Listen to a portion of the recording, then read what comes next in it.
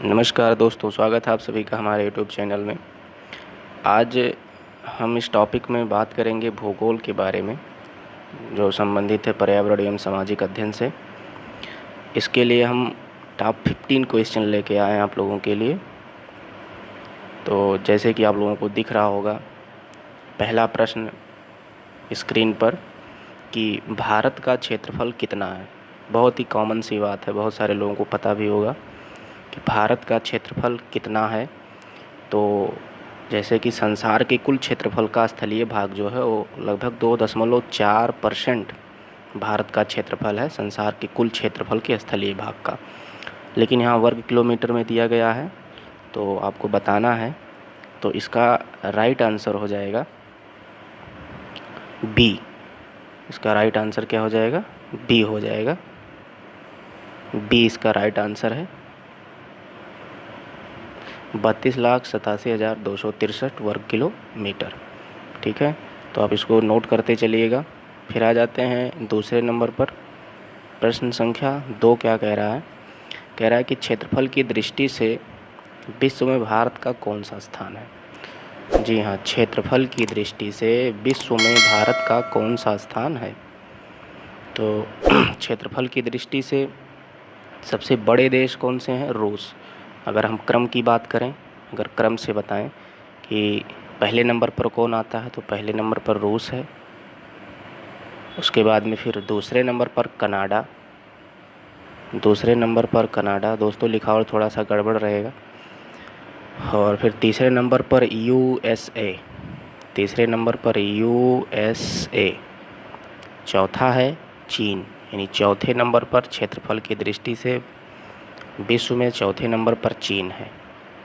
उसके बाद में फिर 5वें नंबर पर ब्राज़ील आता है। 5वें नंबर पर ब्राज़ील आता है।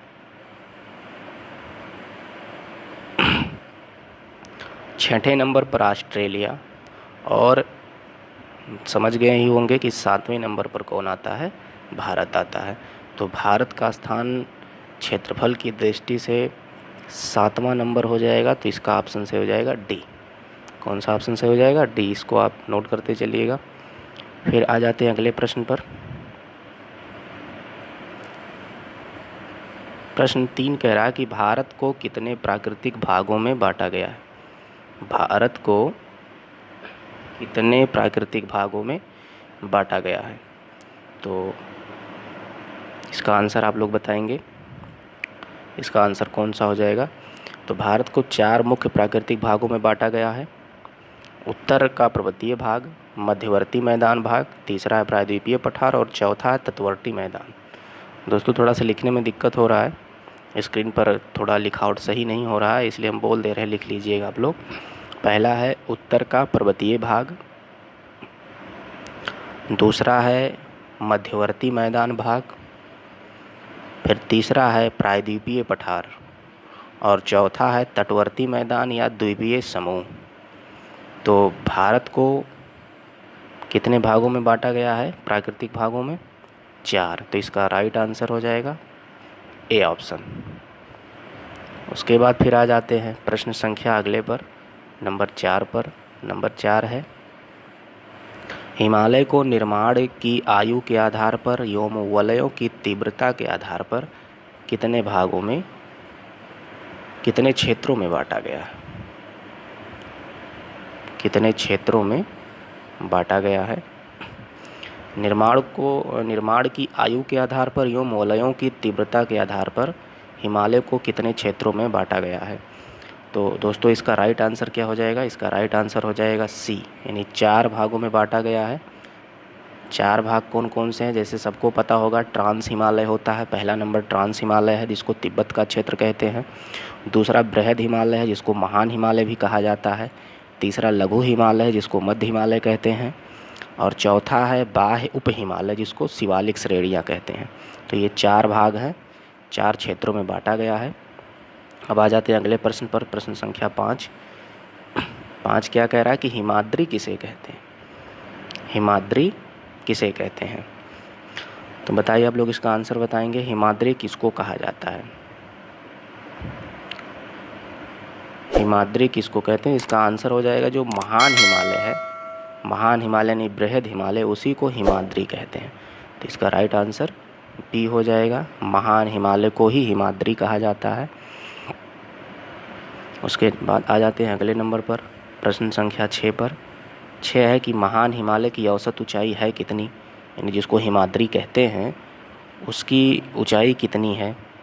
जिसको महान हिमालय है जिसको हिमाद्री कहा जाता है, तो इस महान हिमालय ने हिमाद्री की ऊंचाई कितनी है, औसत ऊंचाई कितनी है।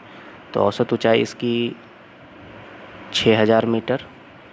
इसकी औसत ऊंचाई कितनी है, 6000 मीटर।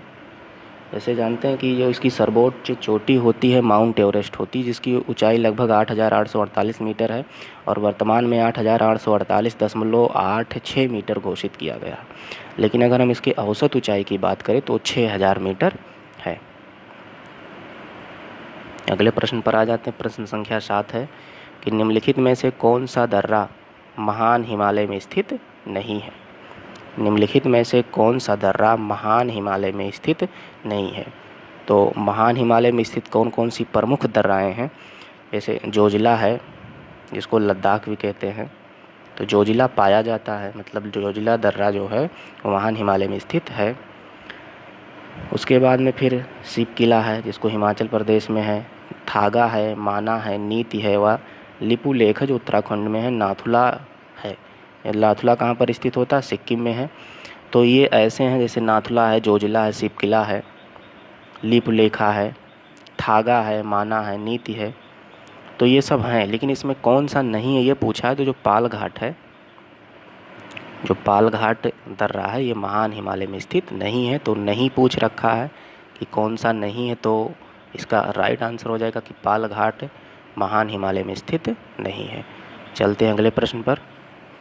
8, हिमालय के नाम से किसे संबोधित किया जाता है, लघु हिमालय के नाम से किसे संबोधित किया जाता है, यानी किसको लघु हिमालय कहते हैं। तो जो मध्य हिमालय होता है उसी को लघु हिमालय कहते हैं।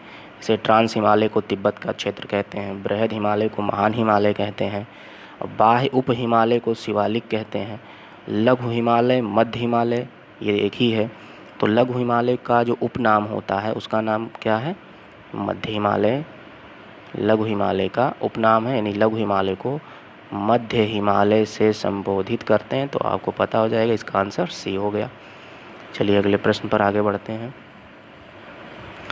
9वां नंबर है कि मध्य हिमालय क्षेत्र में ढलानों पर छोटे छोटे घास के मैदानों को क्या कहा जाता है। जो मध्य हिमालय यानी जिसको लघु हिमालय कहते हैं, उसके ढलान पर छोटे छोटे घास के मैदान पाए जाते हैं। इन छोटे छोटे घास के मैदानों को कहते क्या, उनका नाम क्या है। घास के मैदानों को किस नाम से संबोधित किया जाता है, तो इसका आंसर आप लोग बताइए। तो इसका आंसर हो जाएगा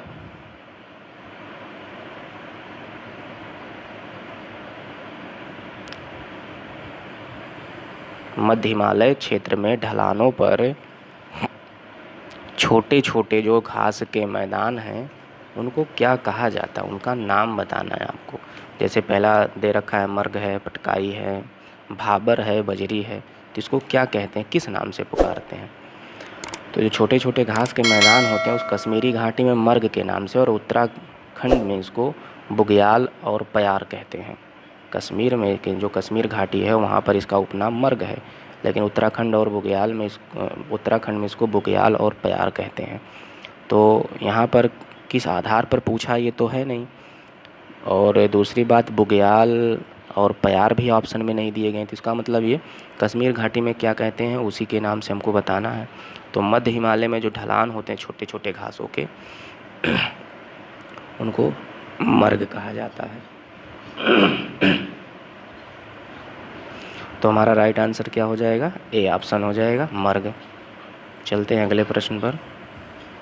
प्रश्न संख्या 10, पीर पंजाल श्रृंखला किस हिमालय में अवस्थित है। पीर पंजाल श्रृंखला किस हिमालय में अवस्थित है। तो पीर पंजाल श्रृंखला देखिए, मध्य हिमालय में पीर पंजाल श्रृंखला सबसे लंबी श्रृंखला है। जो मध्य हिमालय वहाँ पर पीर पंजाल श्रृंखला सबसे लंबी श्रृंखला है। धौलाधर एवं भारत महाभारत श्रृंखलाएँ भी मध्य हिमालय में ही अवस्थित हैं। लेकिन जो मध्य हिमालय वो पीर पंजाल श्रृंखला सबसे लंबी है। तो कह रहा है कि पीर पंजाल श्रृंखला किस हिमालय में स्थित है, तो मध्य हिमालय हो जाएगा। तो इसका राइट आंसर हो जाएगा बी ऑप्शन, मध्य हिमालय। अगले प्रश्न पर चलते हैं, प्रश्न संख्या 11। मध्य हिमालय की ऊंचाई कितनी है? मध्य हिमालय की ऊंचाई कितनी है? तो मध्य हिमालय की ऊंचाई 3700 से लेकर के 4500 मीटर के बीच में होती है। तो राइट आंसर डी हो जाएगा इसका। इसका राइट आंसर क्या हो जाएगा? डी हो जाएगा।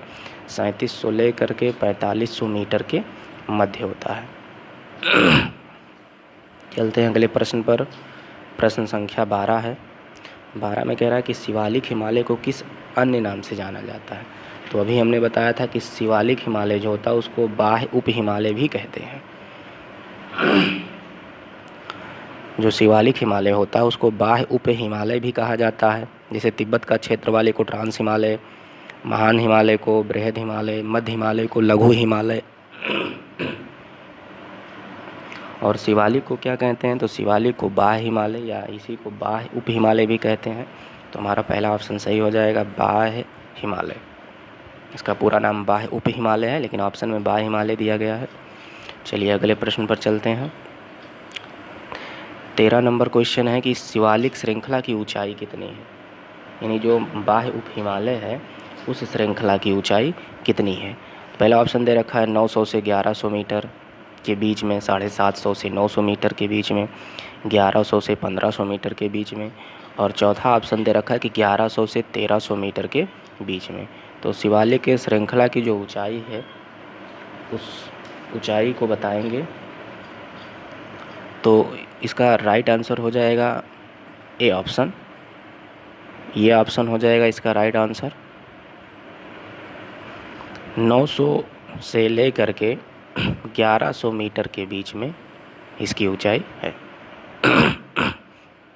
चलिए अगले नंबर पर चलते हैं।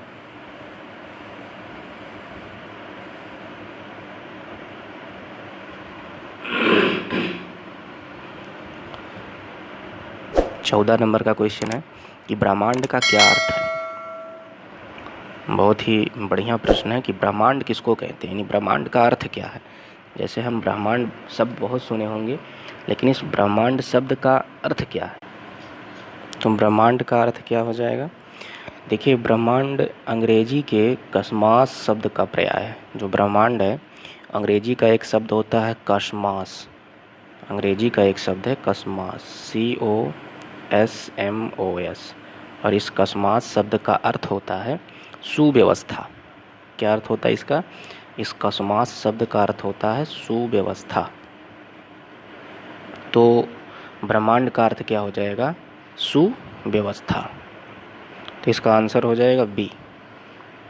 चलिए अगले प्रश्न पर चलते हैं। प्रश्न संख्या 15 यानी 15 है। सूर्य हमें तारों की तुलना में बड़ा क्यों दिखाई पड़ता है? जैसे हम जानते हैं कि हमको सूर्य बड़ा दिखता है और जो तारे होते हैं वो छोटे दिखाई देते हैं। ऐसा क्यों है? सूर्य तारों की तुलना में बड़ा दिखाई क्यों देता है? तो जैसे सबको पता होगा कि जो तारों की तुलना में सूर्य क्या है, हमारे बहुत निकट है। जैसे बहुत निकट का मतलब ये नहीं कि हमारे नज़दीक है, जैसे तारों की तुलना में सूर्य निकट है। तारे जो होते हैं और हमसे दूर हैं, सूर्य तारे की तुलना में हमसे निकट है, जिसके कारण यह हमें आकार में बड़ा और अधिक चमकीला दिखाई पड़ता है। तो इसका राइट आंसर क्या हो जाएगा?